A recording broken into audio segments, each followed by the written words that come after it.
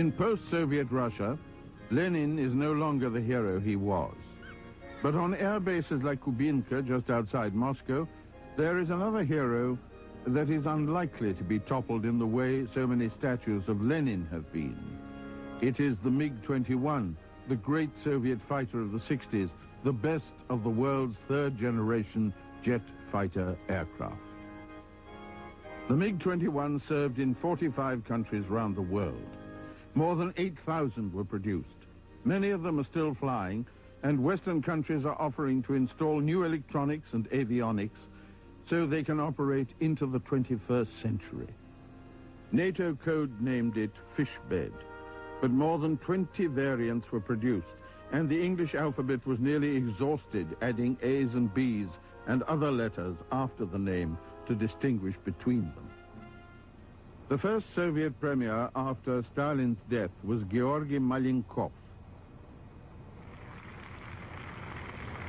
One of his first actions to make headlines in the West was the denunciation and firing of his deputy premier, Lavrentiy Beria, who had run Stalin's secret police.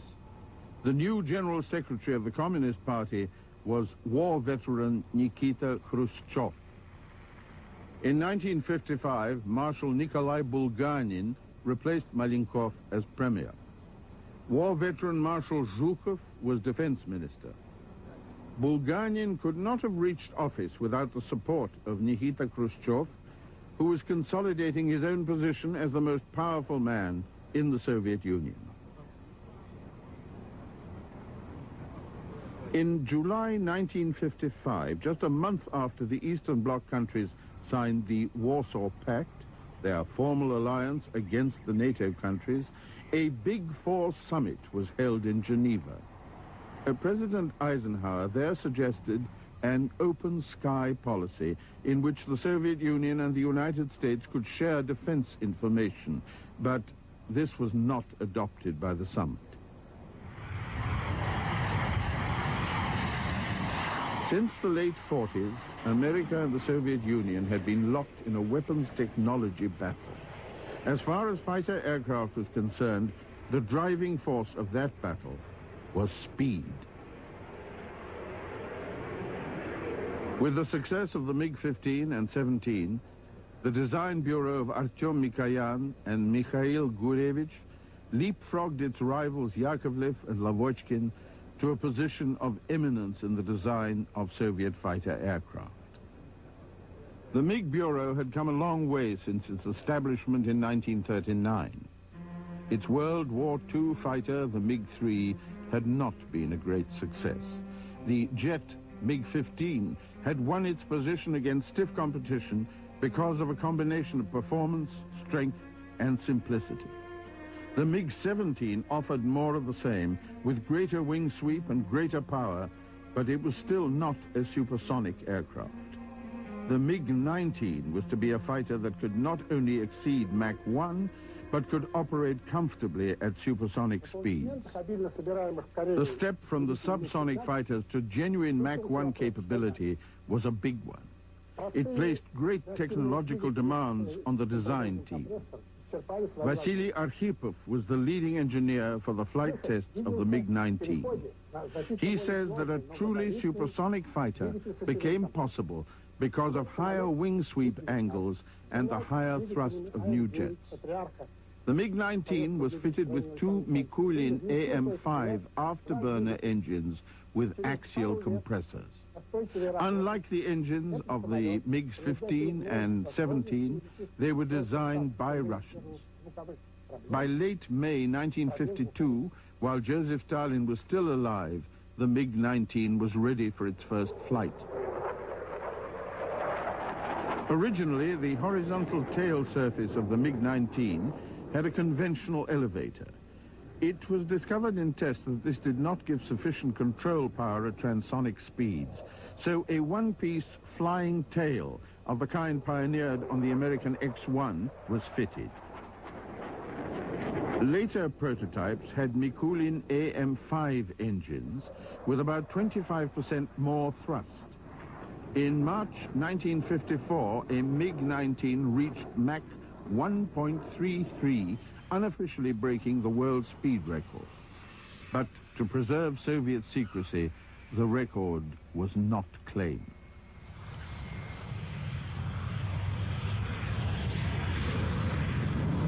The official record at the time was held by the prototype of this fighter, the North American F-100 Super Sabre.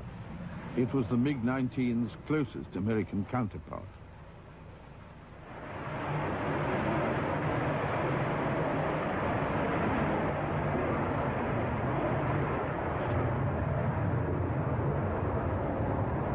The F-100 developed as a fighter bomber and never met the MiG-19 in combat.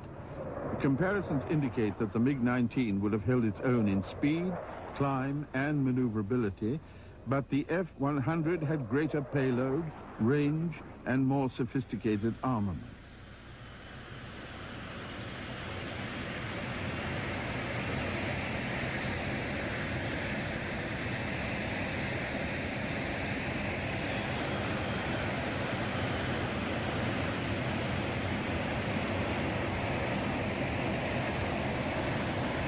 In the mid-50s, American intrusions into Soviet airspace were usually carried out as far as possible from air defense fighter bases.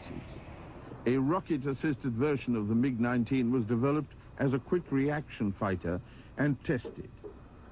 There was great concern about the G-loading the test pilot Georgy Shianov would have to endure.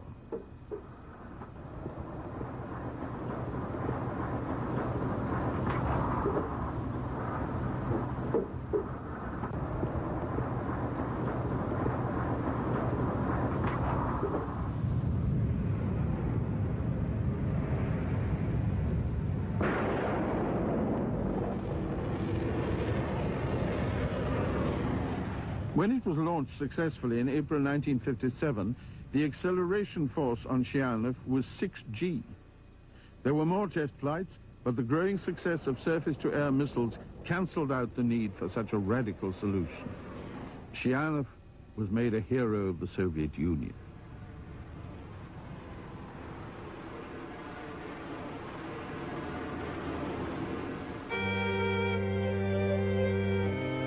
For the Soviet Air Force, the MiG-19 was a major leap forward in technology, capable not only of operating above the speed of sound, but of carrying air-to-air missiles and using ground control intercept systems. The MiG-19P on display in the Monino Air Force Museum outside Moscow is an all-weather interceptor of the Air Defense Force. Air defense fighters were designed to respond to threats entering Soviet airspace and were stationed widely throughout the Soviet Union. MiG-19Ps were equipped with radar and armed with K-5 missiles. One version of the MiG-19P had the first command link connecting it with ground intercept stations. The link transmitted voice and weapons guidance commands. The twin afterburner engines gave the 19 the power to fly at supersonic speeds. The flying tail, known as a stabilator, gave the control power to cope with instability at those speeds. But on early tests with the flying tail, control below the speed of sound was too sensitive. A phenomenon dreaded by pilots, PIO, pilot-induced oscillation, began to occur. To compensate, a new intelligent control system was developed. Traditionally, pilots resisted the idea of anything intervening between them and the control surfaces, but it was the only way to attack higher Mach numbers and also retain control at slower speeds. With the new irreversible controls, it was difficult to give the pilot a natural feel, so a system was developed using spring loading to give artificial feedback. It was a forerunner of later fly-by-wire control systems. Loss of cabin pressure was a risk. The MiG-19 could fly at high altitudes for long periods of time. And this meant that high-altitude combat was a possibility, and also meant that a hit from an opponent could cause a loss of cabin pressure. Pressure suits for fighter pilots became a necessity.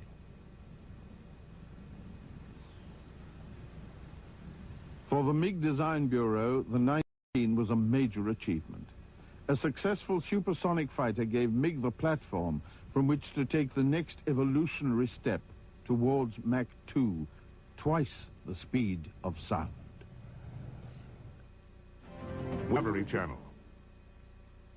In July 1959, U.S. Vice President Richard Nixon visited Moscow and opened the American National Exhibition. In September, Nikita Khrushchev, now Soviet Premier as well as Party Secretary, arrived in the USA. His flamboyant behavior and range of moods impressed Americans and gave some hope that the Cold War might be thawing.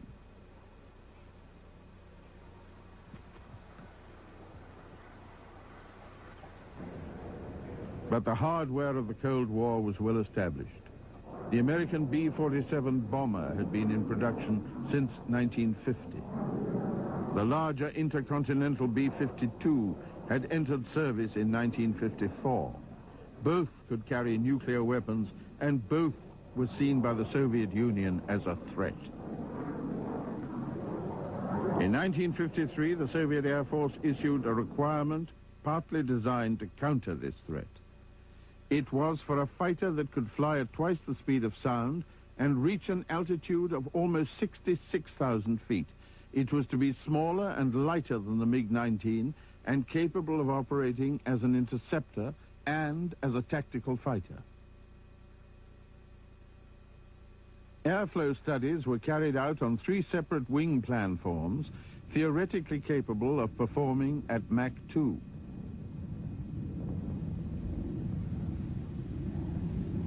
One was an ultra-thin straight-winged arrangement. Another was severely swept like the MiG-19.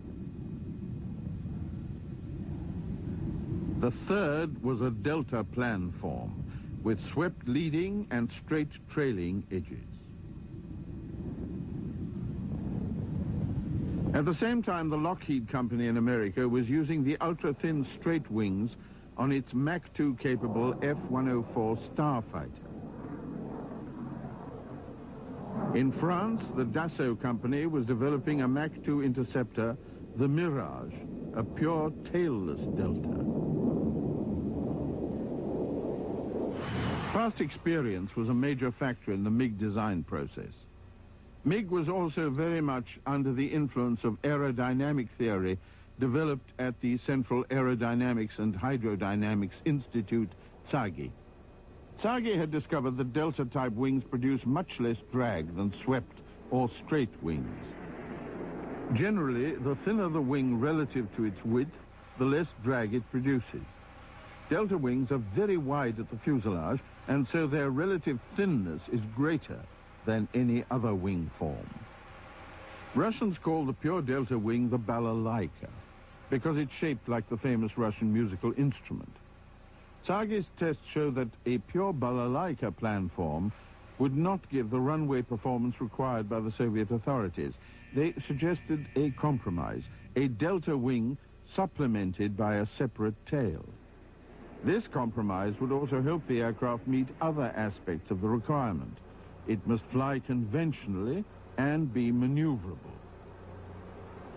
MiG and TSAGI did not adopt the delta-tail combination without some assurance. They also developed a prototype with swept wings. In 1955, the swept wing version, the E-2, was fitted with a rocket engine in the base of the fin. The jet engine capable of pushing the prototype to Mach 2 was not yet ready. The E-50, as this version was called, performed well, but the first prototype crashed early in the test program. A second version was prepared. It had control and stability problems at subsonic speeds, which took some time to cure. By June 1957, the problems were fixed, and the aircraft was cleared to explore its performance capabilities. Various forms of the swept wing and delta wing prototypes were tested against each other for 3 years. Artyom Mikoyan came to the conclusion that the delta-tail combination had more promise.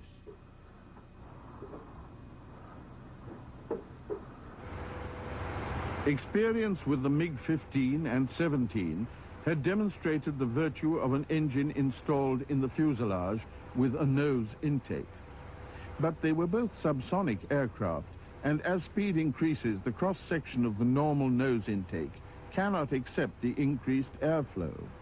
A phenomenon called air intake stall occurs. On early prototypes, a fixed inlet spike was installed to smooth airflow, but as speeds increased beyond Mach 2, it became ineffective. The spike was made adjustable, and that provided the solution to the problem. The spike interacts with the airstream, smoothing the airflow over a wide speed range. The cone system was tested in Itsagi wind tunnel, and as part of the flight test program, it contributed greatly to the high performance of the aircraft that became the MiG-21.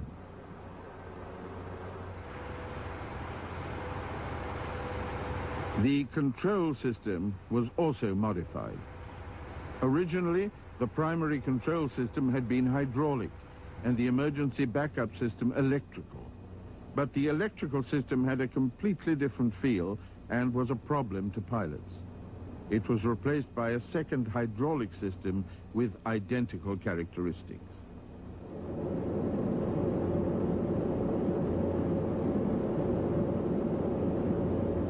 By the end of 1958, the first operational MiG-21, the 21F, was ready for service.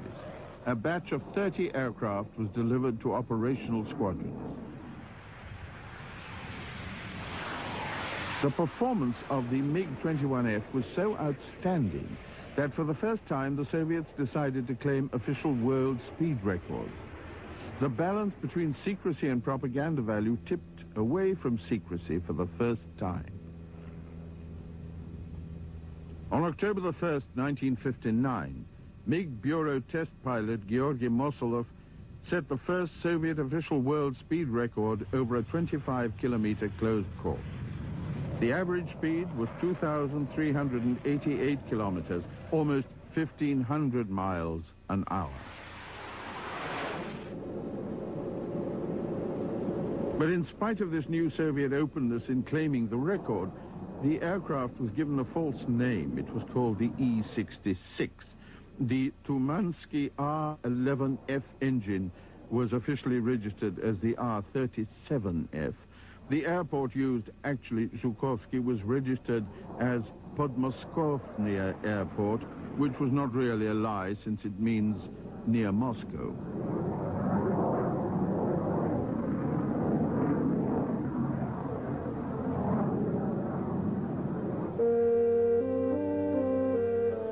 The major goal of Soviet fighter development in the late 50s and early 60s was to reach higher speeds and higher altitudes. The primary emphasis was on all-weather interception of incoming threats rather than confined dogfighting. This meant that canopy visibility in early MiG-21s was not as important as it became later.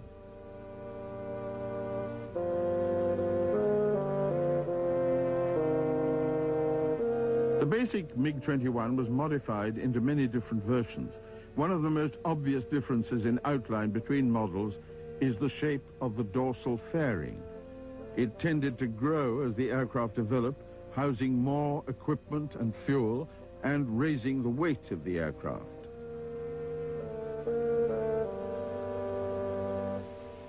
Like all Soviet fighters, the 21 was designed to use rough, unmade airfields. The landing gear was tough and the wheels were large. The Soviet Air Force required the aircraft to be equipped with air-to-air missiles. Soviet copies of the American Sidewinder were available with the Soviet designation R-3S. They provided fire-and-forget capability. Confidence in these missiles was so high that MiG-21s of the early 1960s did not have any cannon. When it became clear that infrared homing missiles could be fooled by countermeasures and were not completely reliable, cannon were reinstalled as a backup. Two major families of MiG-21 developed, distinguished by the fact that in one the cockpit canopy was hinged in front, and the canopy became an aerodynamic shield if ejection was necessary. In the other, the canopy was hinged on the side and simply blew away during ejection. The radar scope was positioned to the center of the instrument panel and had rubber shielding so the pilot could see it in sunlight. The first generation MiG-21s were equipped only to fly daylight clear air interceptions. The second generation was more sophisticated, equipped with radar in the intake spike and able to intercept at night and in poor weather.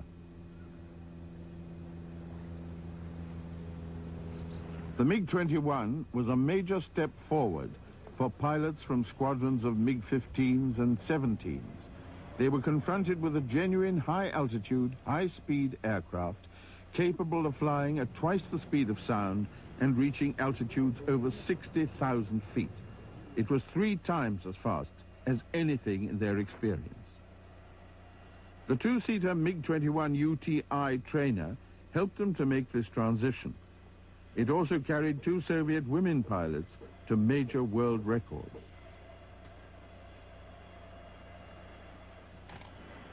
Natalia Prokhanova set an absolute women's world altitude record of 79,842 feet.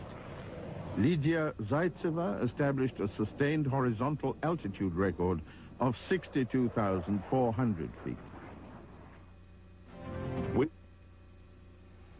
This MiG-21 UTI is far away from its original home. It flies out of Burlington, Vermont in the USA. Its owner and pilot, Dean Martin, is a MiG collector. The 21 UTI was the first Soviet jet fighter trainer since the MiG-15. The 15 UTI trained pilots for both the MiG-17 and the MiG-19.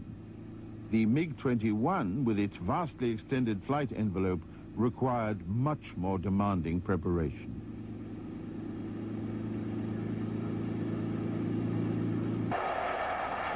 Fighter pilot trainees graduated from the Czech L-29 intermediate trainer onto the MiG-21 UTI. In practice, it was not such a daunting transition. The MiG was considered to have handling qualities well in the reach of a 20-year-old cadet of a fighter pilot school.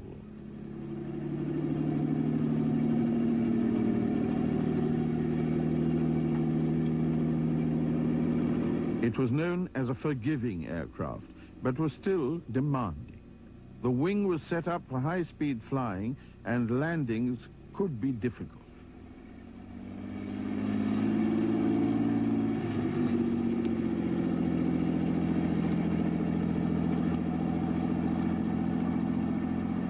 Four basic UTIs were produced, each one a conversion of the 4 generations of the MiG-21 fighter.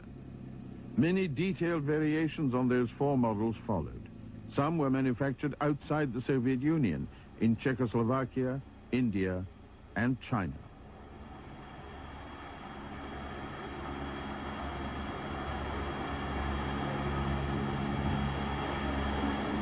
Each model of the UTI trainer has the same Tumansky jet engine as its corresponding fighter version. The jet nozzle has controllable vents. They vary in cross-section according to the power setting to give the best possible gas flow from the engine.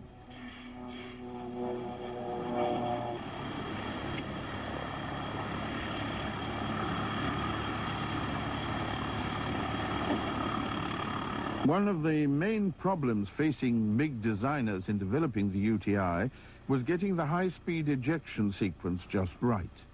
Pilot and instructor may need to eject at speeds beyond Mach 2, and the timing of ejection between the 2 cockpits is critical if they're to have any chance of surviving.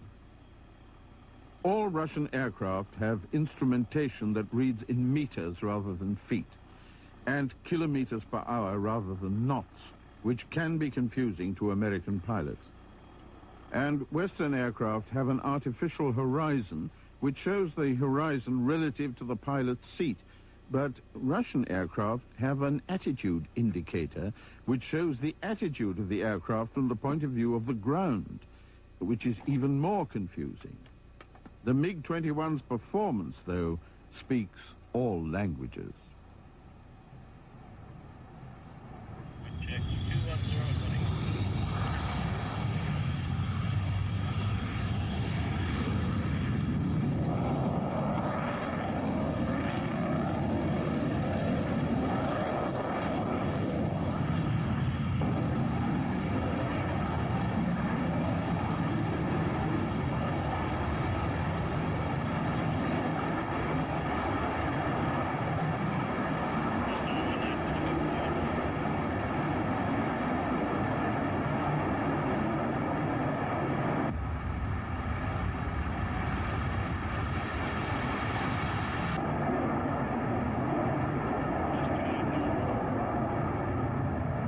The second seat in the UTI reduced fuel tank space and an external fuel tank below the fuselage became standard.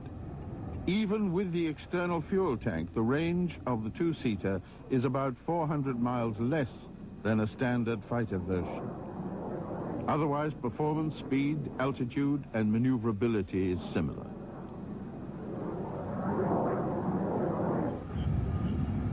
Sometimes external tanks on Russian aircraft are jettisoned in flight in designated areas. And these tanks are highly prized by the owners of dachas, country holiday cottages.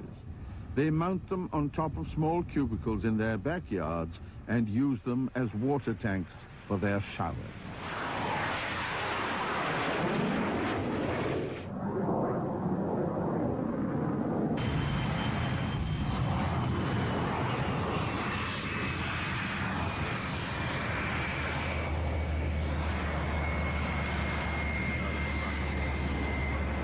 MiG-21s come in fast.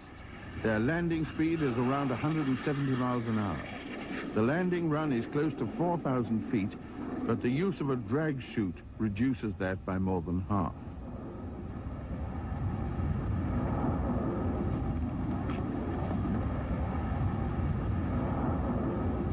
Boga 3 Delta Mike, left close traffic. Thank you, sir. Appreciate your help today.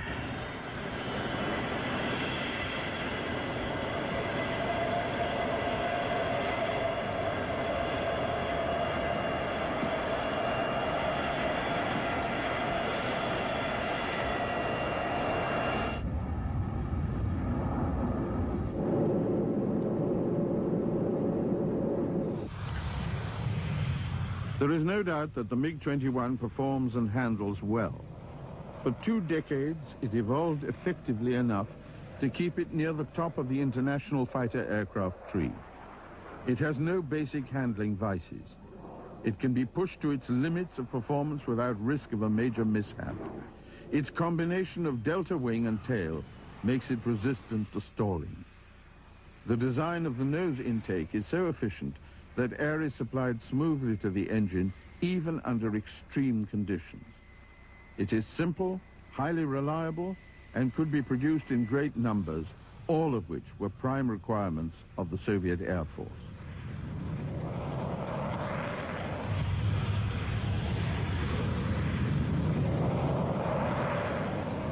It wasn't long after the MiG-21 went into service that the term MiG diplomacy was coined.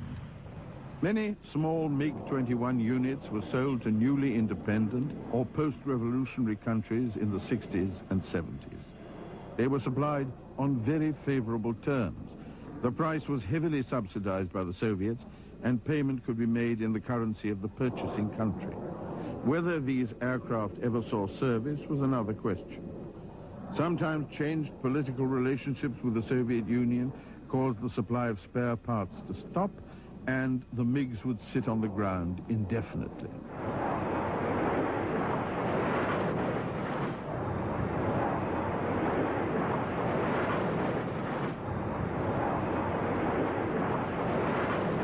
When the MiG-21 entered service in 1959, its direct Western contemporaries were the American Lockheed F-104 and the French Dassault Mirage. There's no doubt that the MiG was much more maneuverable than both of them. The MiG's long service life brought it into direct comparison with a new generation of lightweight single-engine fighters, the design of which it in some ways influenced. Among them were the American General Dynamics F-16 and the Northrop F-5. Operational cost relates directly to takeoff weight, and like the MiG-21, these new fighters were relatively inexpensive to run. Also, like the MiG-21, they were affordable by countries with small economies.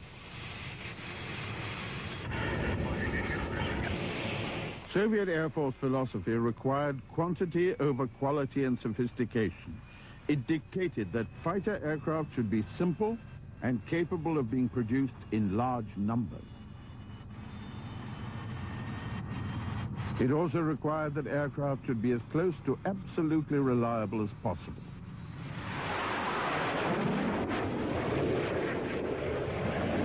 Under the Soviet system, only the most elementary maintenance was carried out by the combat units themselves.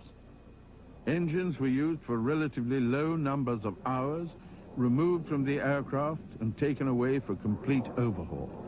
They were replaced by other engines fresh from the maintenance depot. This meant that engine durability or long life was not a crucial factor, and engine design did not need to be sophisticated.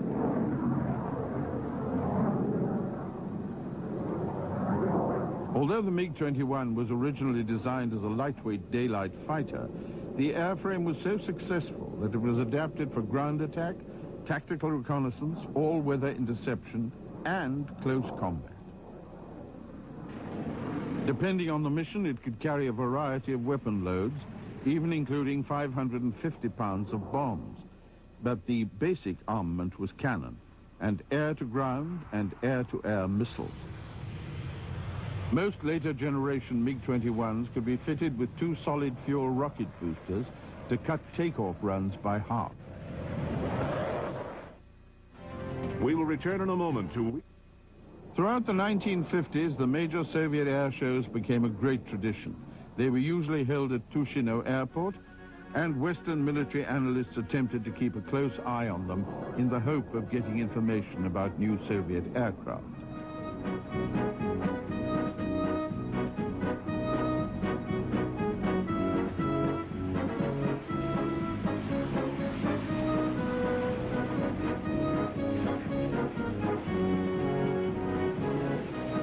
They were also used as an opportunity to show new defense hardware to Soviet allies and traditional client countries.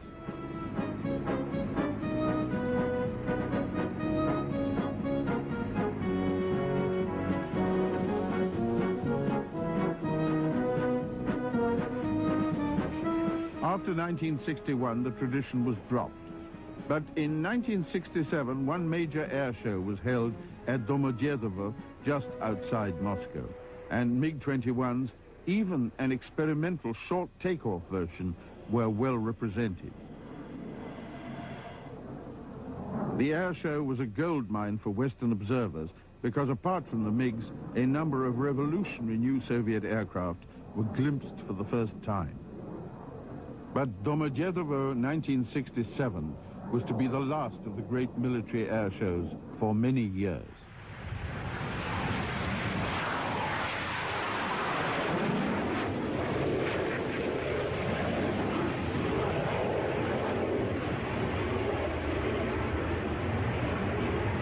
In the 1950s and 60s, the Soviet Air Force did not have a dedicated aerobatic team as an equivalent to Western groups like the American Thunderbirds.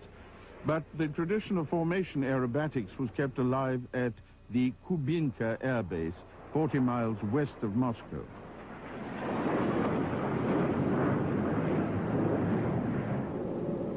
When the MiG-21 became available in the early 60s, its low-speed maneuverability and its straightforward flying characteristics made it an ideal team aerobatic aircraft.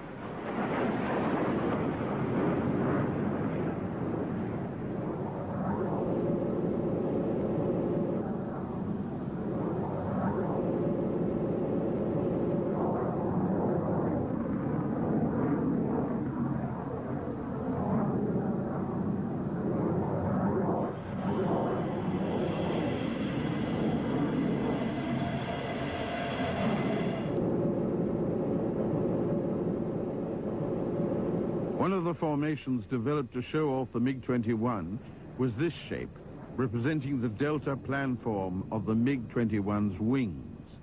It was also exactly the shape of the Russian musical instrument, the balalaika.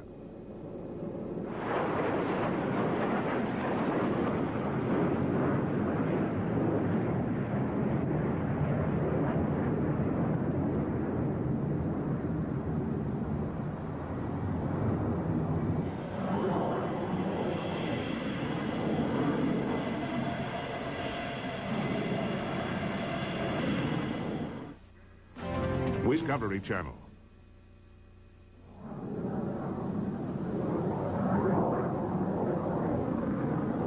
The MiG-21 was designed as a war machine to serve in the defense of the Soviet Union.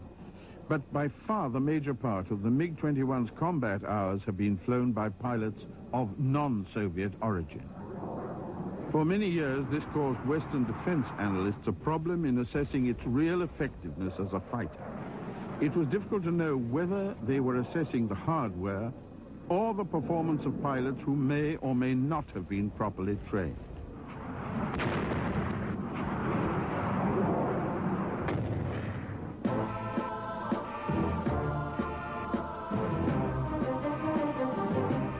Throughout the 60s and 70s, the MiG-21 was involved in combat. The Indo-Pakistan War of 1965, the Six-Day War between Arabs and Israel in 1967, and the Iran-Iraq War of 1980 all used MiG-21 aircraft supplied by the Soviet Union. But Soviet Air Force aircraft, flown by Soviet pilots and controlled by Soviet ground controllers, were never really tested in battle.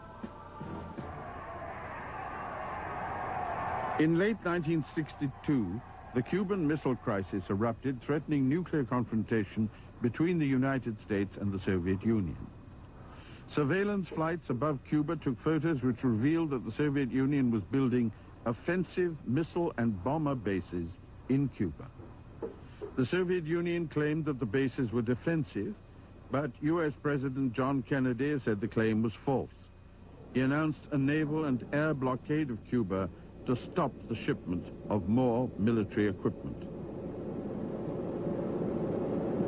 Surveillance photos revealed medium-range ballistic missile bases and surface-to-air missile assembly depots. They also revealed the presence of Soviet fighter aircraft, including MiG-21s, and airstrips for their use. But Cuba was not to be the site of the first confrontation between these new Soviet fighters and American aircraft. My fellow Americans, as President and Commander-in-Chief, it is my duty to the American people to report that renewed hostile actions against United States ships on the high seas in the Gulf of Tonkin have today required me to order the military forces of the United States to take action in reply. As the Vietnam War escalated and American troops struggled to come to terms with a war fought in conditions unsuited to their equipment and training, the Soviet Union began to supply the North Vietnamese with MiG-21s. From 1965, they were transported through China, and when they arrived in Vietnam, Soviet military advisors were shocked to find that the latest electronic equipment had been stripped by the Chinese and replaced with their own domestic version. The MiG-21's major opponent in Vietnam was a giant of a fighter, the McDonnell Douglas F-4 Phantom. In North Vietnam, it was a David and Goliath struggle. The Phantom was an immensely successful aircraft. It was a two-seater, 3 times as heavy as the MiG-21. The MiG was more maneuverable, especially at low speeds, and more difficult to see in the sky because of its size. North Vietnamese pilots adopted ambush tactics, appearing suddenly and trying to force the Phantoms to drop their weapon load. This North Vietnamese pilot says that in 6 months from April to October 1972, He shot down 6 American planes, including 4 Phantoms.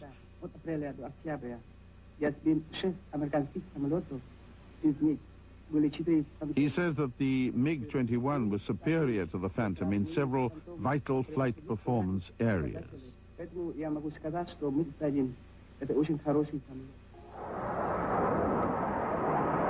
There is a discrepancy between American and Soviet estimates of the combat results between MiG-21s and F-4 Phantoms in Vietnam.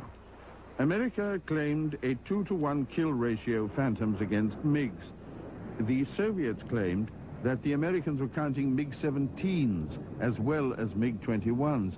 They said that if you isolate the Phantom's performance against the MiG-21 in the late 60s, the results were 2-to-1 in favor of the MiG. Whatever the result, U.S. authorities were disturbed by the success of the smaller and lighter Soviet aircraft. The U.S. Air Force held a lightweight fighter competition. The Northrop Company, whose lightweight F-5 had been a great export success as a fighter and fighter bomber, built one prototype, the F-17. The other competitor in the race was the General Dynamics Company. Their F-16 won the competition and became the first of a new generation of light and highly maneuverable American fighters.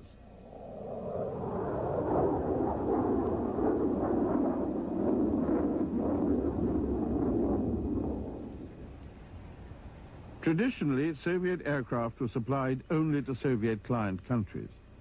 The MiG-21 was a breakthrough because it was bought by countries like Finland and India, traditional customers for Western aircraft. In fact, India went further. It negotiated a production license with the Soviets, and Hindustan Aerospace built about 350 MiG-21s over a period of 21 years. The last aircraft came off the production line in 1988. China received 50 aircraft from the Soviet Union just before a major disagreement erupted between Nikita Khrushchev and Mao Zedong in 1963. The Chinese copied every part of the MiG-21 and produced their own version. Eventually, the Chinese Air Force had almost 3,000. The MiG-21 was the smallest and most cost-effective of the world's original Mach 2 fighters. Its influence on fighter aircraft design will last well into the next century.